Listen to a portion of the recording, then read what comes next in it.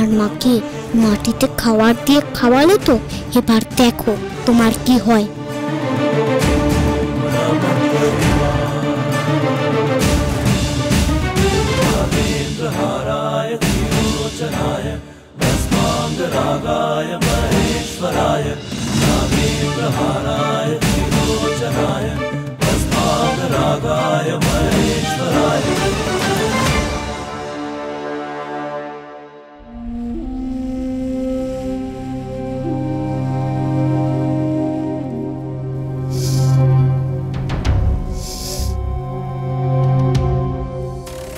দুধ কলার গন্ধ, এত সুন্দর দুধ কলার গন্ধ কোথা থেকে আসছে?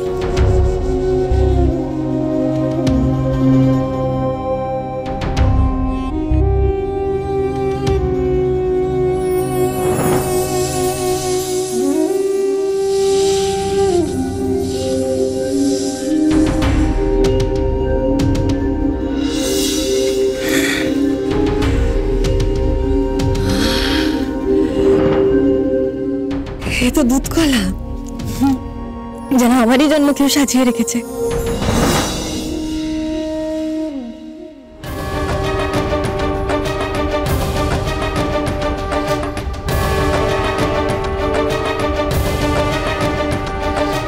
ओंकारं बिंदु संयुक्तं नित्यं ध्यायन्ति योगिनः कामदं मोक्षदं चैव ओंकाराय नमो नमः।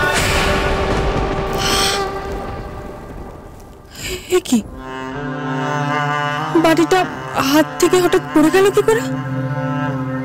এ তো অদ্ভুত কাণ্ড।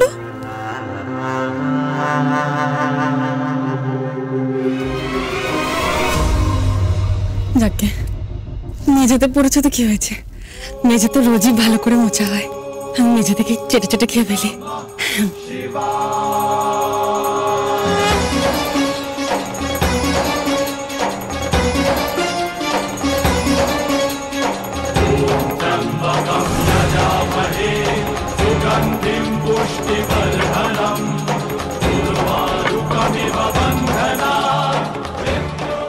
এবার দেখো কেমন লাগে।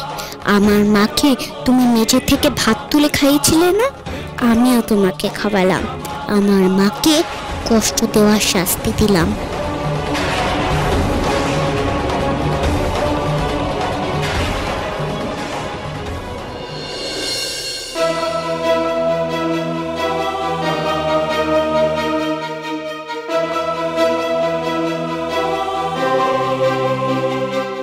কি আমার না জোর করে মেঝের ভাত খাইয়েছিল, কিন্তু এখন তো দেখছি নিজেই মাটি থেকে চেটে চেটে দুধ কলা খাচ্ছে।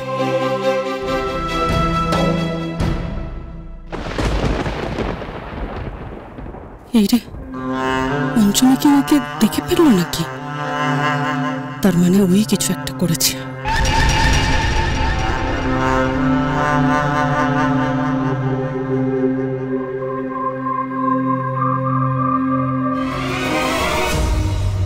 তুই এটা করলি তাই না?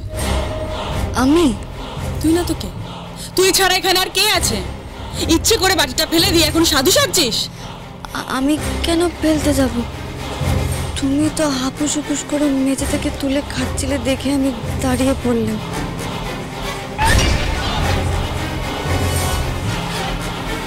এই শোন, একদম ভালো সাজার চেষ্টা করবি না, হ্যাঁ? একদম চালাকি করবি না। আমি না তোর সব চালাকি বুঝতে পারি। দাঁড়া, এক্ষুনি আমি গুরুদেবকে বলবো। তোর একটা পাকাপাকি ব্যবস্থা না করলেই নয়। দেখ আমি কি করি। চিত্রা,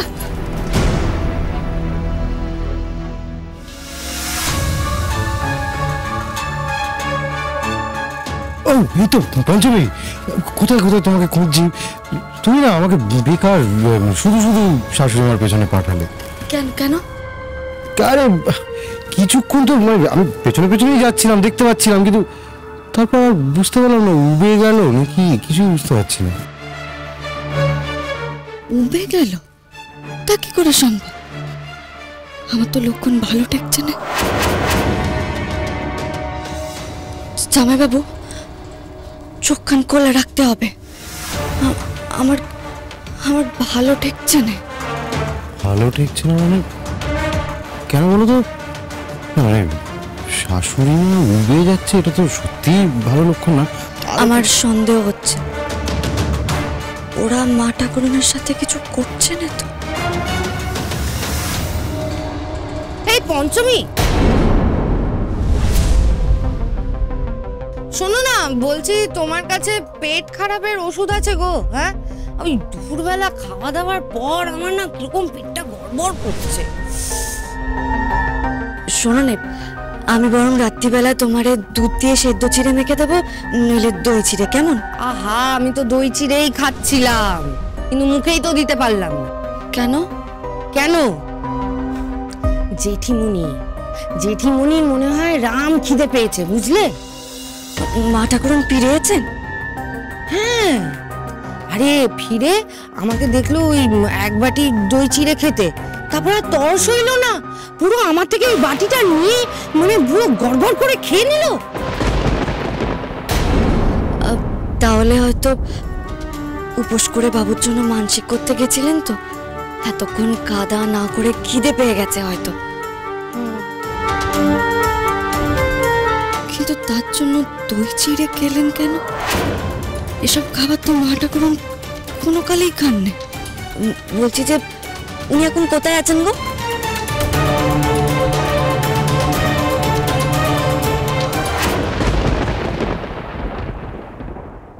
গুরুদেব, গুরুদেব, আমার একটা ব্যবস্থা করুন গুরুদেব, না হলে তো আমি মরেই যাব। তোকে আবার কে মারবে? কার এত বড় ক্ষমতা? কে আর মারবে গুরুদেব? আমার রাক্ষসী খিদে। এই শহরের বুকে শিকার করে খাওয়া অসম্ভব। আপনার কথায় বাইরে শিকার করতে গিয়ে আমি তো প্রায় মরতেই বসেছিলাম। অজগর দেখে লোকজন পাথর ছুঁড়ে মারতে এসেছিল, কোনো মতে প্রাণ বাঁচিয়ে ফিরে এসেছি। এভাবে থাকতে হলে আমি তো না খেয়ে শুকিয়ে মরে যাব গুরুদেব। আমি আর পরমন্ত্রী সেজে থাকতে চাই না। গুরুজি, এই পঞ্চমী বড্ড বারবারই শুরু করেছে, ওর কিছু একটা হেস্তনেস্ত করুন। জানেন ও কি করেছে? আজকে আমার খাবার মাটিতে ফেলে দিয়েছে, ইচ্ছে করে ফেলে দিয়েছে, তারপরে ওই মাটিতে পড়ে থাকা খাবার আমাকে খেতে বাধ্য করেছে। গুরুজি কিছু একটা করুন, এইভাবে তো চলতে পারে না, কিছু একটা করুন। এর শাস্তি কিন্তু আপনাকে দিতেই হবে, ওকে শাস্তি দিতেই হবে। না গুরুদেব, আগে আমার খাবার ব্যবস্থা করুন। আমি কিন্তু খিদের চোটে যা পাবো তাই খাবো।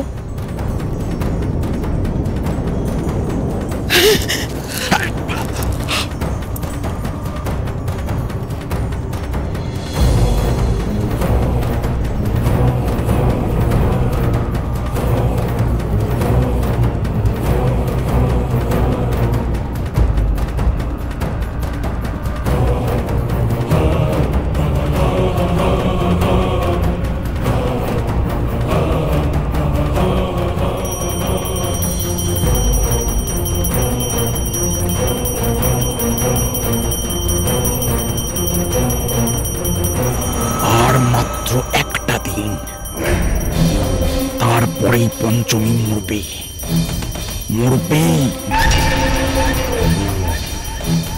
একটু আর একটু ধৈর্য ধর তোরা, আর একটু ধৈর্য ধর, তারপরে